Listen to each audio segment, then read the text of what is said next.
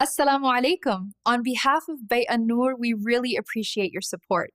Before you go, comment below. You get two extremes among Muslims today. You get Muslims that are obsessed with the rules, and you find that they don't really live by principles, but they live by the rules. The difference of opinion among the fuqaha on how long the beard should be, on how high the pants should be, and what kind of haircut is allowed, what kind of haircut is not allowed, what did Imam Malik say, what Imam Shafi'i said, etc., etc. They can discuss that to ends of the earth. And then there's the extreme opposite reaction. The extreme opposite reaction is Islam is just principles. These rules are useless. These people, they're so obsessed with the rules. Look at them. They don't follow any principles. So what happens is the people of principles say we don't need the rules. And the people of rules say we don't need the principles. The Quran gave us the principles, and on top of them built the rules. Allah subhanahu wa ta'ala gave the Quran to this world over a course of 23 years. And the majority of the surahs that were revealed to the Prophet sallallahu alaihi wasallam were revealed to him in Mecca. So 2/3 of the Quran was given to him in Mecca. And the last 1/3 of the Quran was given to the Prophet sallallahu alaihi wasallam in Medina. Now, in Mecca, the message of Islam looked very different practically than the message of Islam in Medina. The message of Islam in Mecca did not have anything to do, for the most part, it did not have to do with details about how to slaughter an animal. It had nothing to do with performing Hajj. It had nothing to do with fasting in Ramadan. It had nothing to do with clothing guidelines. It had nothing to do with inheritance laws. So many of the things that you think when someone is Muslim and someone's Islamic and someone's observing their religion, none of those things were there for 13 years in Mecca. So if you were a Muslim or you accepted Islam in Mecca and then you died before Hijrah happened, and the only Islam you knew was the Islam of Mecca, then your Islam would look very different than the Islam that we see in front of us today. Another important thing, that Allah Azza wa Jal gave the message of the Quran unified by surahs. So Surah Al-Asr is a message. Surah Al-Fatiha is a message. Surah Al-Rahman is a message. These are all packaged messages from Allah. Allah calls them Risalati Rabbi, right? The Prophet ﷺ is told to say, these are messages of my master, right? And a message is a complete unit. It has a beginning, middle, and end, and it's one full concept, a full idea, right? Now, I want you to use your imagination, and I want you to analyze this with me. Let's take the example of, say, Surah Al-Rahman, and I recited some ayat of Surah Al-Rahman to you in the beginning. It's a longer, relatively longer Makki surah. It's not very small, and it deals with many subjects. It talks about the favors of Allah, it talks about Judgment Day, it talks about a description of Jahannam, it talks about the two different pairs of gardens in Jannah. So it's got many subjects. But if you ask practically, so Allah described people of Jahannam and Allah described people of Jannah. But in this message, Surah Al-Rahman, what does He want from people? If somebody only heard Surah Al-Rahman, that's the only Islam. It's very possible, by the way, if you lived in Mecca, that you didn't hear the whole Quran, you only heard some of it. Yeah? Like for example, the jinn only heard a little bit of Quran and then they reacted. That's in Surah Al-Ahqaf, also in Surah Al-Jinn, right? So if you only heard Surah Al-Rahman, then you would say, okay, some people are going to be in trouble on Judgment Day, and some people are going to be لِمَنْ خَافَ مَقَامَ رَبِّهِ جَنَّتَانِ. Whoever was afraid that they're going to stand in front of their Rabb, there's going to be a trial. Whoever is afraid of that trial is going to get two gardens. That's the message of Surah Al-Rahman. But okay, fine, I'm afraid. What do you want me to do? What do you need me to do practically? What do I need to change?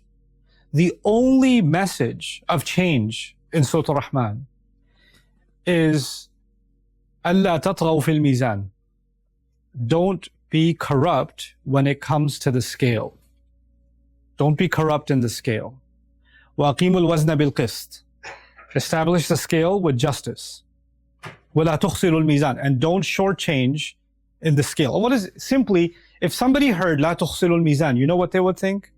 They would think, okay, if I sell rice and I'm going to put the weight on one side and rice on the other, if I just cheat just a little bit, give my customer maybe 5% less, nobody will notice, right? This is لا تخسروا الميزان.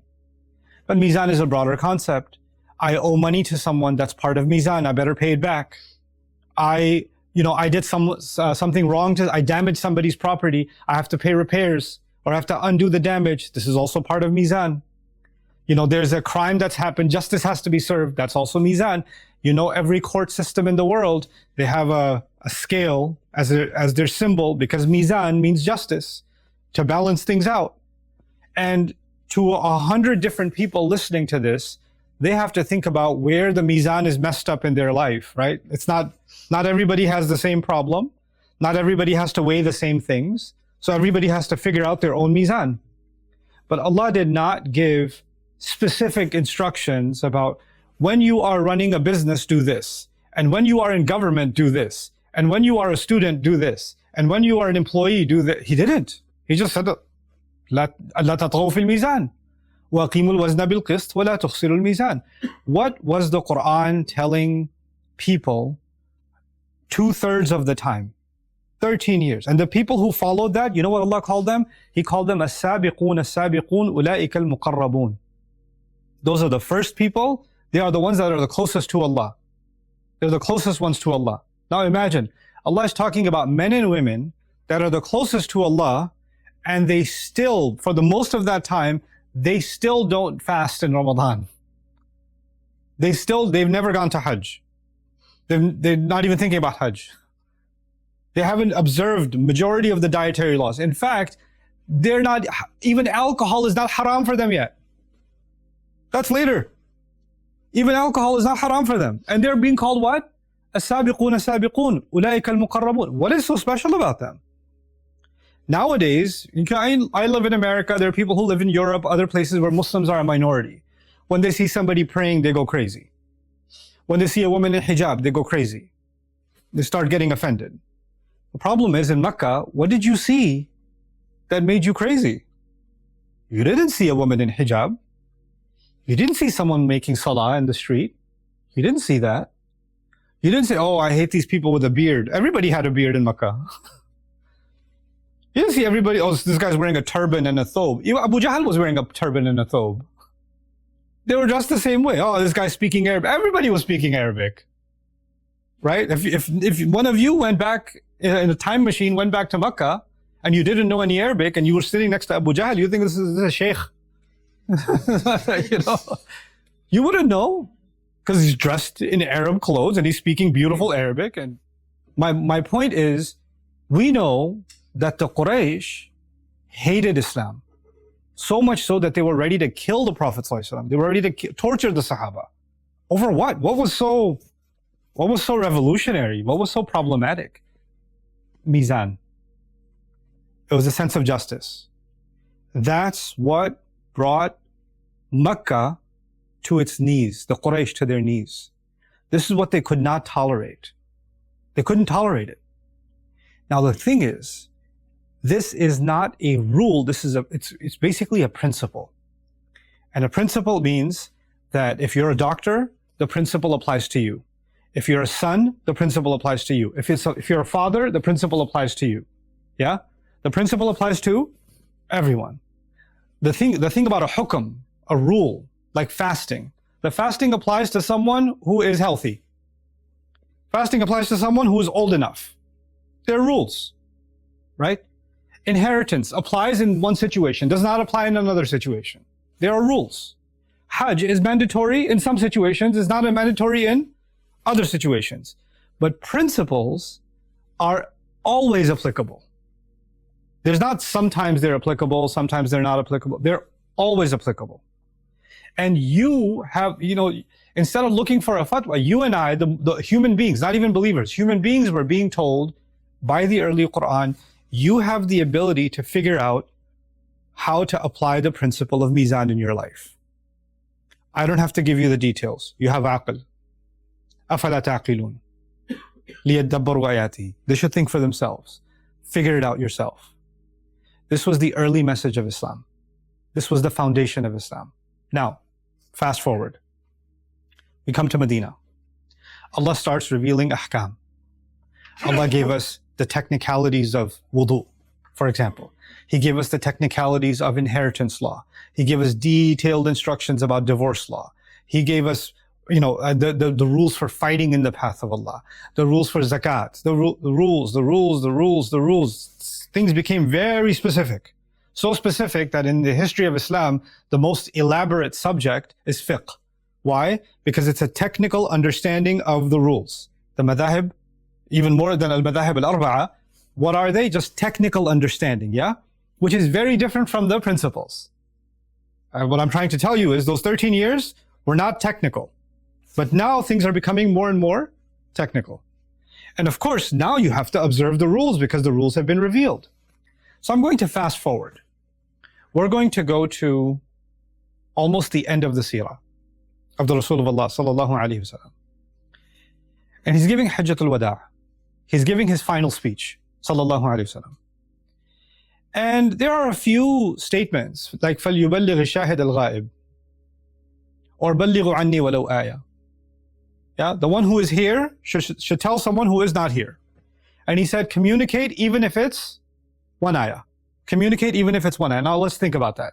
There are some people on that day when he was giving that speech, sallallahu alaihi wasallam, there were some people that have been learning Islam from him from the beginning. Abu Bakr as-Siddiq is sitting there. Umar bin al-Khattab is there. Zubayr ibn al-Awwam is there. There are Sahaba that have been with him almost the whole time. Then there are the majority of the people. وَرَأَيْتَ النَّاسَ يَدْخُلُونَ فِي دِينِ اللَّهِ أَفْوَاجًا. Huge numbers of people. That I will call them the 99%. 99% of the people in that gathering are not trained for many years by the Prophet ﷺ. Some of them are Muslim for 1 week. Some of them are Muslim for 1 month. Some of them are Muslim for 24 hours. That's the majority. That's the majority of the crowd that is in front of the Prophet ﷺ in his last speech. The minority is the close Sahaba. The majority are basically new Muslims, fresh. What is he telling them? Go give, even if it's what? One ayah. How are they going to give? They're only Muslim for a week. They're only Muslim for 24 hours. They haven't been learning the Prophet ﷺ's teachings for so many years. And it's not a long speech, it's a very short speech. Right? There are different narrations of it. It's a short speech. And when that speech is over, they're all going to go. And this is the message that they heard. بَلِّغُوا عَنِّي وَلَوْ آيَةً. You know what this is? This is the cycle starting again. Meaning those people will go and they will share very little of the Quran, but that little of the Quran will not have, it won't necessarily have the rules, but it will have the principles. Because there is no page of the Quran without principles. There are many pages of the Quran without rules. But there's no ayah of the Quran without principles. Principles will spread. Principles will spread because the principles are the foundation and the rules are the building that sits on top of that foundation. What did Allah tell us about Bani Israel? They became obsessed with the rules and they had no respect for the principles. No respect for the values. No respect for mizan. This was the foundational message. And then when those people learn the principles, then of course, eventually they will learn the rules and then they will apply the rules properly. Just like in construction, what's the more important thing? The building or the foundation? The foundation. Then you can't build a building if you don't build the foundation. And if you haven't been taking care of the foundation and the foundation keeps getting weaker and weaker and you keep doing a new paint job on the building and you keep adding new windows and adding new doors, the whole thing's going to collapse. You're going to keep, if the wall keeps having a crack, and you fix it and it has a crack again, and fix it has a crack, the problem isn't in the wall. The problem is in the foundation. Our deen was giving us a message about the importance of reinforcing the foundation with بَلِّغُوا عَنِّي وَلَوْ آيَةً. That means there were Sahaba that were very mature. They understand all of the ahkam. They're like Ibn Abbas radiallahu ta'ala anhuma, right? They're Sahaba that can do tafsir of the Quran. They're those Sahaba. And then there are those Sahaba who are 1 month Muslim, baby Muslims, right? And each one of them has their own responsibility. The one that's starting out, they have a journey to take. The one that's ahead, they have a journey to take. But one thing they all have in common is the principles. That's actually what they have in common. The reason I think this is so important to share is because you get two extremes among Muslims today. You get Muslims that are obsessed with the rules, and they basically and you find that they don't really live by principles, but they live by the rules. Like the technicalities of the beard, very, very well understood. The difference of opinion among the fuqaha on how long the beard should be, on how high the pants should be, and what kind of haircut is allowed, what kind of haircut is not allowed. What did Imam Malik say, what Imam Shafi'i said, what Abu Hanifa said, rahimahullah, etc., etc. They can discuss that to ends of the earth. The technical details. No regard for what? And you can see it. You can see there's no regard for the principles. And then there's the extreme opposite reaction. The extreme opposite reaction is Islam is just principles. These rules are useless. So long as you're following the principles, good job. Right? The rules are, these people, they're so obsessed with the rules. Look at them. They don't follow any principles. So what happens is the people of principles say, we don't need the rules. And the people of rules say, we don't need the principles. The Quran gave us the principles, and on top of them built the rules. It's not enough to build a foundation. What's the point of a foundation if you don't have a building? You have to have the rules, but you can't have the rules without the foundation. This is a whole picture. So when someone hears me talk about this, immediately, the mind is much more intelligent than the comment section in a social media post. If this was a social media post, immediately, are you saying Sharia is not important?